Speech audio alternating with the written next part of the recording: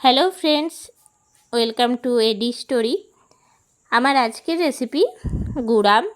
গুড়াম খেতে আমরা প্রত্যেকেই প্রায়শই খুব ভালোবাসি। আর গুড়াম কিন্তু এই সময়ই তৈরি করে নেওয়া যায়, যখন কাঁচা আমটা থাকে তখনই। তো গুড়াম বানানোর জন্য কিন্তু প্রথমেই লাগবে কাঁচা আম। তো কাঁচা আম দিয়ে কিন্তু খুব সুন্দর গুড়াম তৈরি করে নেওয়া যায়। দেখে নিন আজকের রেসিপিটা কেমন লাগলো, অবশ্যই আমাকে কমেন্ট করে জানাবেন। আর এই গুড়াম কিন্তু সারা বছরই সংরক্ষণ করে রাখা যায়। গুড়াম তৈরি করার জন্য প্রথমেই নিয়ে নিয়েছি কাঁচা আম। আমগুলো কিন্তু একদম কাঁচা, আর কিছুক্ষণ আগেই আমটা পাড়া হলো। ছাড়িয়ে নেব খোসাটা। প্রথমে বোটার দিকটা কেটে নিতে হবে,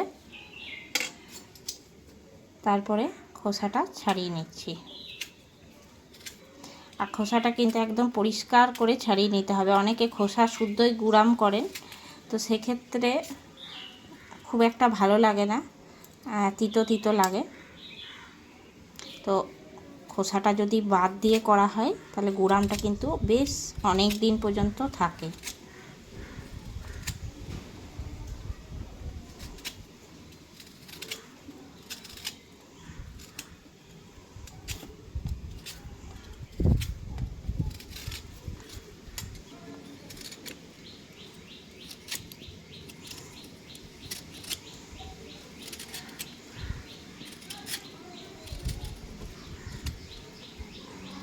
এই গুড়াম থাকলে কিন্তু ভাতের সঙ্গে বা রুটির সঙ্গে যে কোনো কিছুর সঙ্গেই খাওয়া যেতে পারে।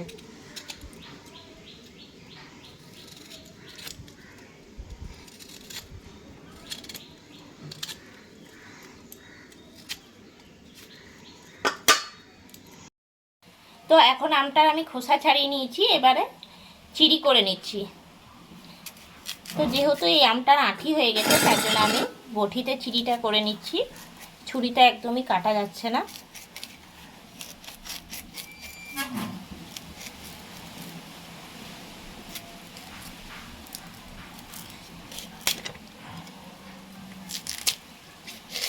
এরকম লম্বা লম্বা করে কেটে নিচ্ছি।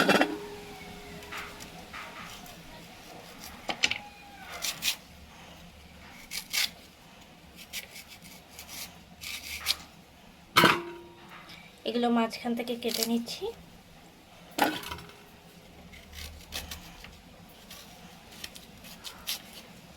আঁঠির চারপাশ থেকে শাঁসটা নিয়ে নিচ্ছি, আর আঁঠিটা চাইলে আপনারা দিতেই পারেন।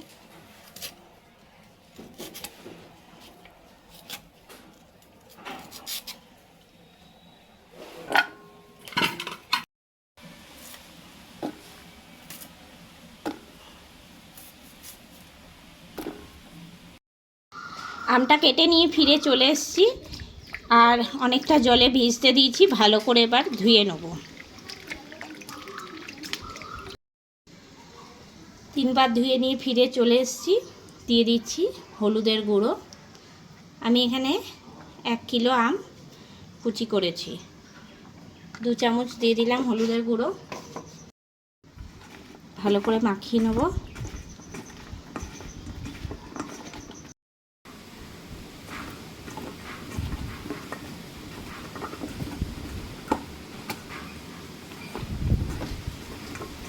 মাখিয়ে নেওয়া হয়ে গেছে। গুড়াম তৈরি করার জন্য প্রথমে একটা মশলা তৈরি করব। আর দিয়ে দিচ্ছি কড়াইয়ের মধ্যে সবার প্রথমে শুকনো লঙ্কা, দিয়ে দিচ্ছি 1 চামচ গোটা জিরে, দিয়ে দিচ্ছি 1 চামচ গোটা ধনে, দিয়ে দিচ্ছি 1 চামচ মৌরি। মৌরি দিলে কিন্তু স্বাদটা খুব সুন্দর আসে। দিয়ে দিচ্ছি লবণ 1/2 চামচের মতন। সবকিছু দিয়ে নিয়ে ভালো করে নাড়াচাড়া করব।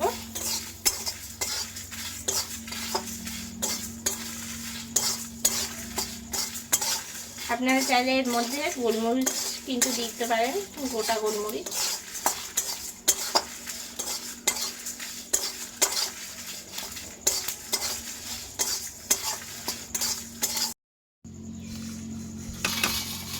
মশলাটা ঢেলে ঠান্ডা করে নিচ্ছি, তারপরে কিন্তু এটা গুঁড়ো করে নেব। কড়াই চাপিয়ে নিয়েছি আর কড়াইয়ের মধ্যে প্রথমেই দিয়ে দিচ্ছি সর্ষের তেল।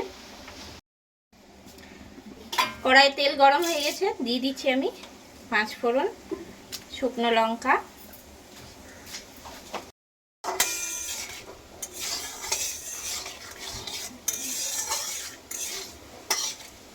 ভালো করে আগে ফোড়নটা রেডি করে নেব।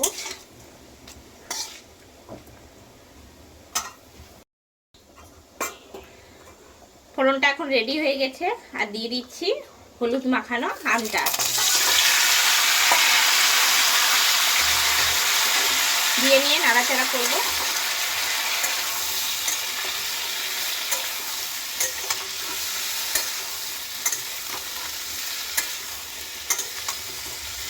সাত মিনিটের মতন একদম মাঝারি ফ্লেমে নাড়াচাড়া দিচ্ছি। এখনো কিন্তু লবণ দিইনি, আগে আমটা একটুখানি ভেজে নেব।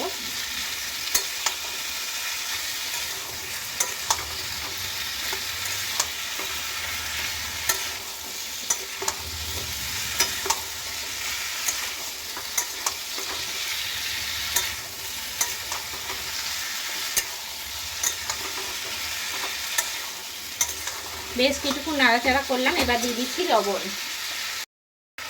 দিয়ে দিচ্ছি আমি আন্দাজ মতন লবণ।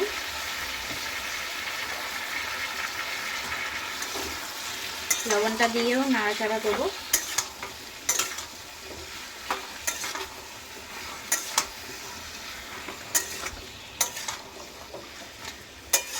এবার দিয়ে দিচ্ছি গুড়।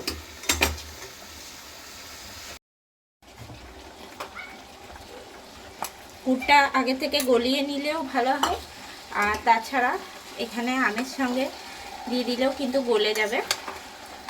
দিয়ে নিয়ে নাড়াচাড়া করব।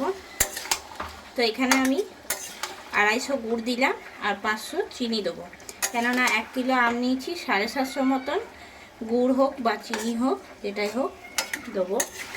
তো আমি এখানে চিনি দিলাম, কালারটা ভালো আসবে। শুধু গুড় দিলে কিন্তু একটুখানি কালো ভাব আসে, তার জন্য আমি গুড়ে আর চিনিতে মিলিয়েই দেবো।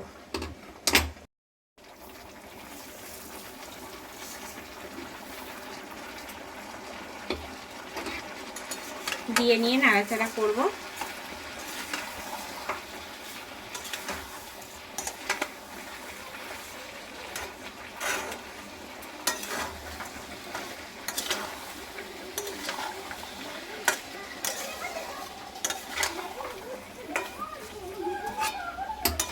আওয়াজ করছে।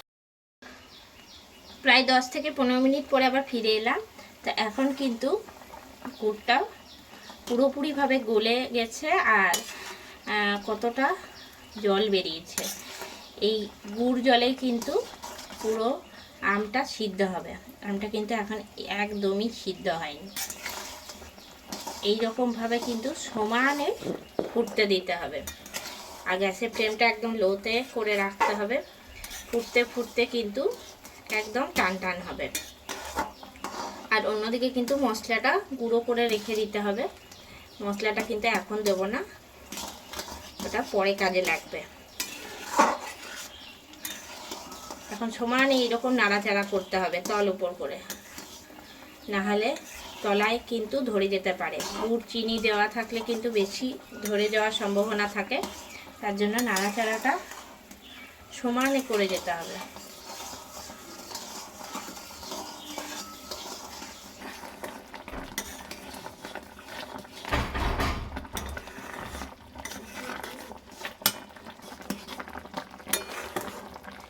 এখনও কিন্তু বেশ কিছুক্ষণ ধরে আমি নাড়াচাড়া করছি, আর নাড়াচাড়া করতে করতে গুড়টা কিন্তু অনেকটা কমে এসছে। আর এখন কিন্তু আমটাও সিদ্ধ হয়ে গেছে, কিন্তু আরেকটু নাড়াচাড়া করব, একদম টান টান করে নেব।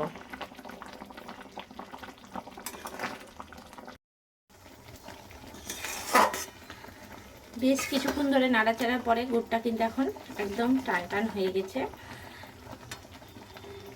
এবার আমি দিয়ে দিচ্ছি এর মধ্যে লেবুর রস। এতে করে গুড়টা কিন্তু আর জমাট বাঁধবে না।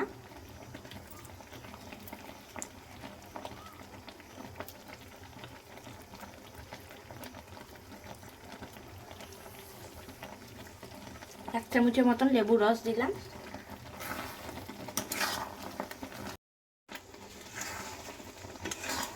এবারে আমি ভালো করে নাড়িয়ে নেব। এরপরে দিয়ে দিচ্ছি আগে থেকে যে ভাজা মশলাটা তৈরি করে রেখেছিলাম, সেই ভাজা মশলাটা।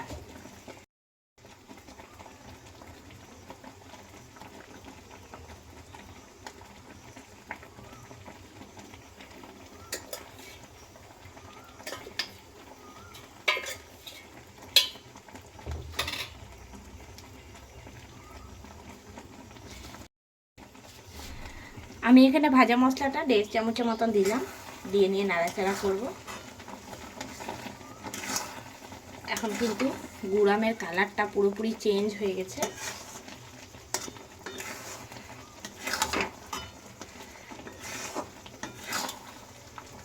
আর এটা কিন্তু বহুদিন পর্যন্ত স্টোর করে রাখা যাবে।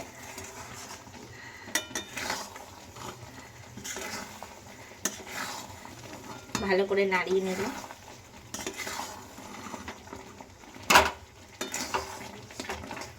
এবার আমি গ্যাসটা বন্ধ করে দিচ্ছি।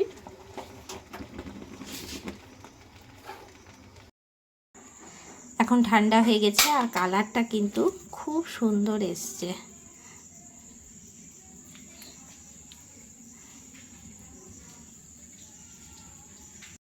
এখন আমি গুড়ামটা প্লেটের মধ্যে তুলে রাখছি।